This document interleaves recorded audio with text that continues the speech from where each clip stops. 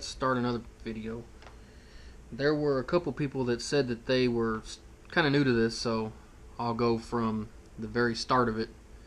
A complete excuse me, tear down and disassembly of the receiver itself.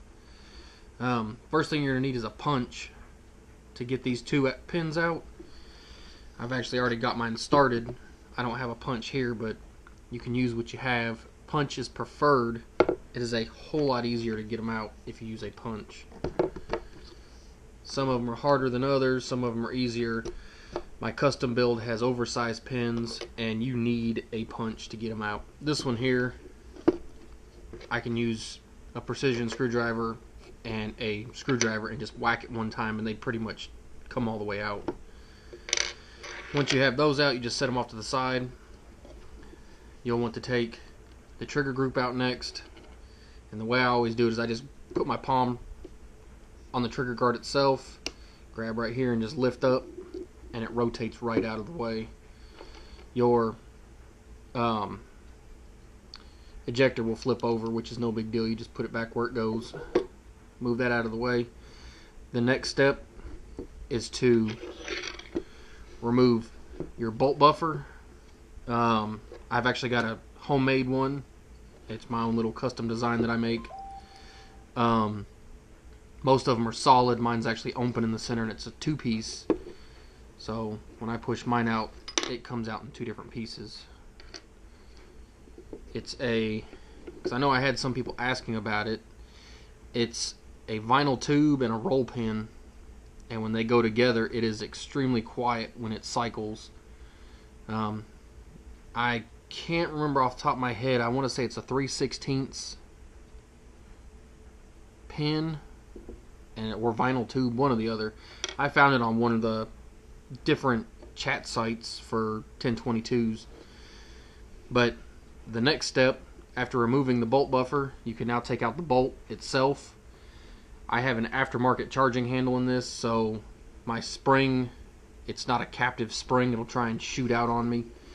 But what you'll do is you'll push the bolt all the way to the rear.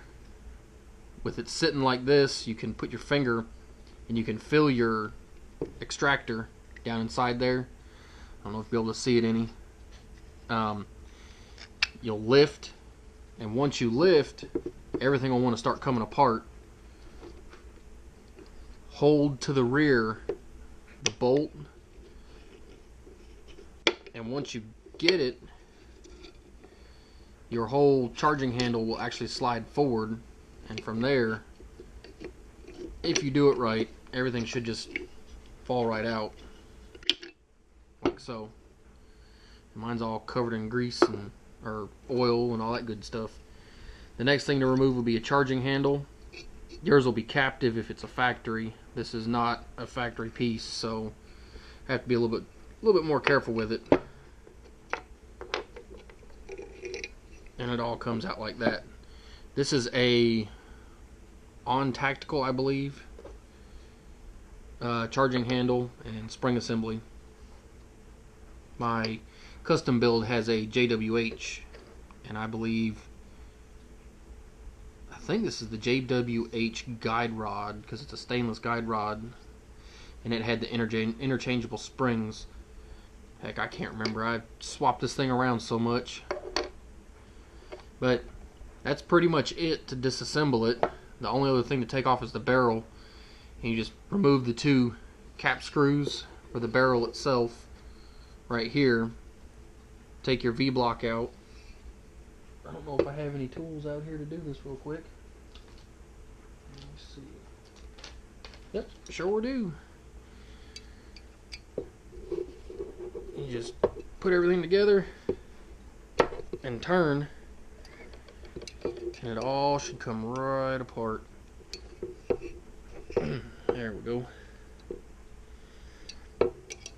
And I usually take one of my little tricks that I use, the edge,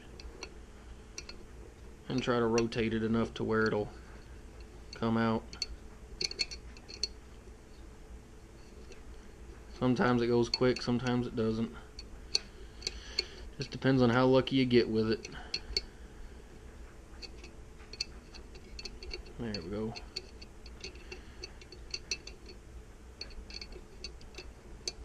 But it'll eventually come out of there. Some of them from the factory, they are very tight. So the one thing you have to remember when retightening or loosening, either way, be very careful with the threads, because the receiver itself is aluminum. These are steel screws. So if you over tighten or slightly do something and it strips it, you're gonna have a heck of a time trying to find a new way to do it.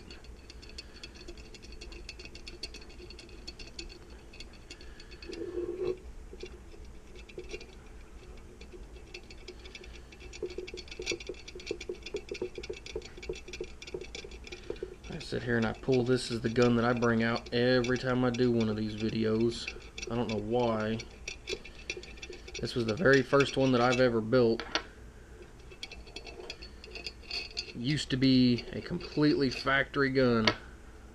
Now it has the skinnier sights on it that I just got today from Sunny for the one of the Christmas contests. And I have a 720 barrel that is threaded, which is actually the tactical, the SR22 barrel. But this is the one that I've learned everything on so far. From here, let's see if I can do this like this. The fun part, you can grip it like this and twist. If it don't work, they make a press that actually goes down inside here and pushes the barrel out. Another neat little trick that I've learned is to take, with the bolt and everything still in, you can pull it back and let the bolt go, and it'll smack the face of the barrel right here, and it'll actually push the barrel out as you're doing it. But let me see if I can do this off camera real quick for you. Yeah. I just had this whole thing apart too.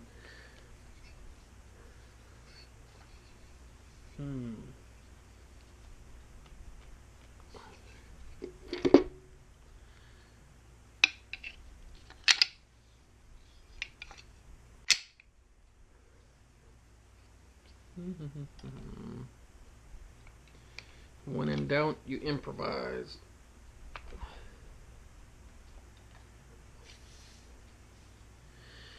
Well, I can't get the barrel off right now without tearing something up.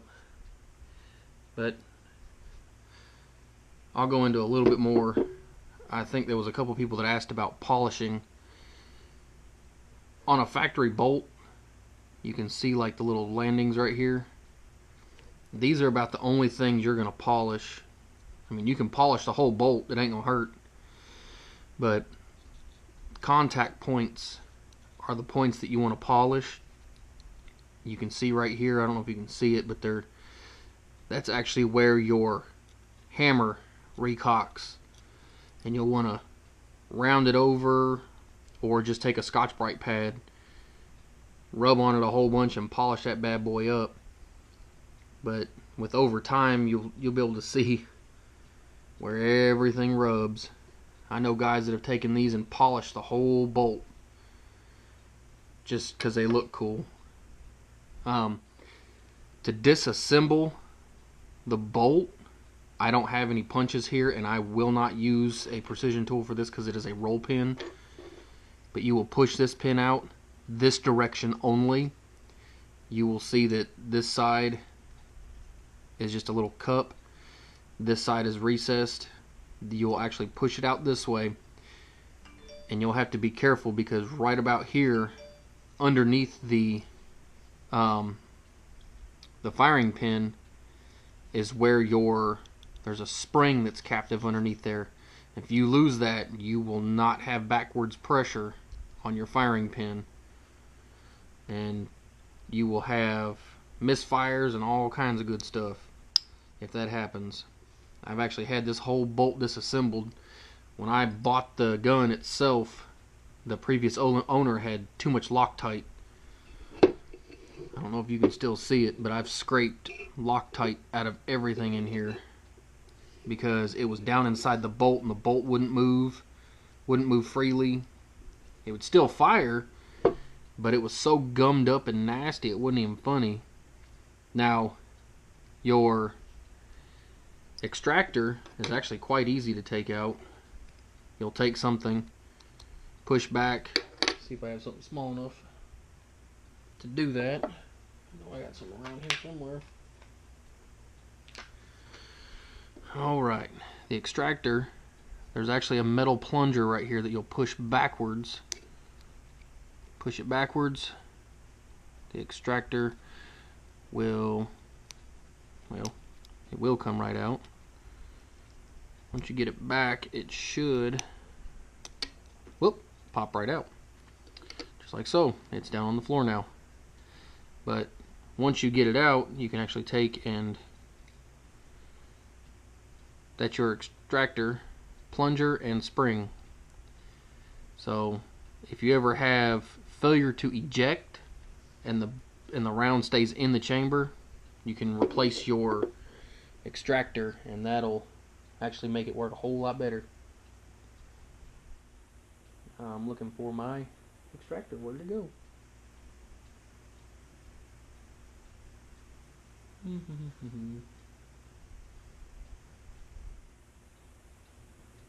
Oh, I see him. He's hiding on me. My carpet is multicolored, so everything disappears.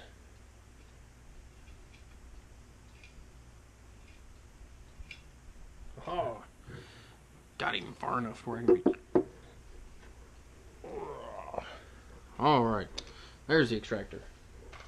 See if I can get something a little